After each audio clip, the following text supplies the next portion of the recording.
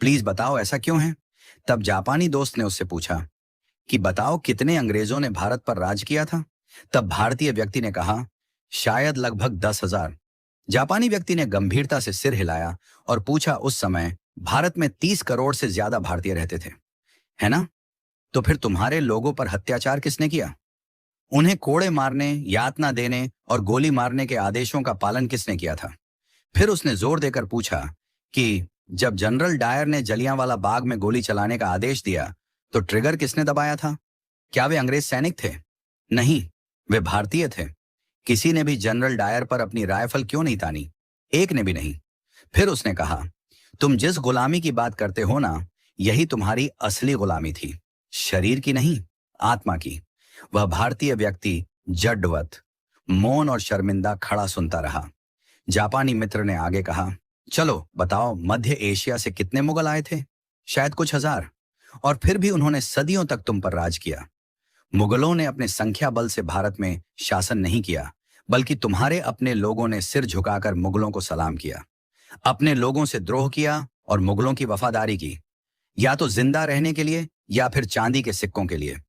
तुम्हारे अपने ही लोगों ने अपना धर्म परिवर्तन कर लिया, अपनी बहन बेटी मुगलों से ब्याह दी। तुम्हारे ही लोगों ने तुम्हारे नायकों को अंग्रेजों को सौंप दिया।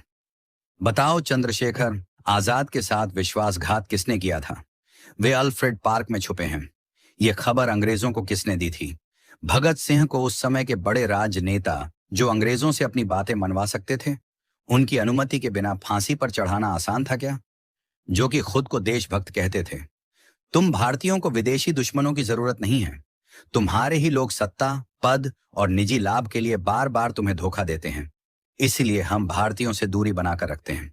जब अंग्रेज हांगकांग और सिंगापुर आए थे, तो एक भी स्थानीय व्यक्ति उनकी सेना में शामिल नहीं हुआ। लेकिन भारत में तुम सिर्फ दुश्मनों की सेना में ही शामिल नहीं हुए, बल्कि तुमने उनकी सेवा की, उनकी पूजा की, उन्हें खुश करने के लिए अपने ही लोगों को मार डाला। यही नहीं, तुम भारतीय तो आज भी नहीं बदले हो। तुमने इतिहास से कोई सबक नहीं लिया है।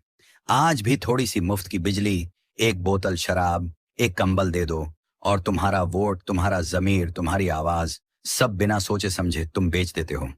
तुम्हारी वफादारी तुम्हारे देश के साथ नहीं, बल्कि तुम्हारे पेट के साथ है। तुम नारे लगाते हो, तुम विरोध प्रदर्शन करते हो, लेकिन जब देश को तुम्हारे बलिदान की जरूरत पड़ती है, तब तुम कहां होते हो? तुम्हारी पहली वफादारी अभी भी अपने घर, परिवार, पत्नी, बच्चों और धन संपत्ति के प्रति है। बाकी देश और धर्म जाएं भाड़ में।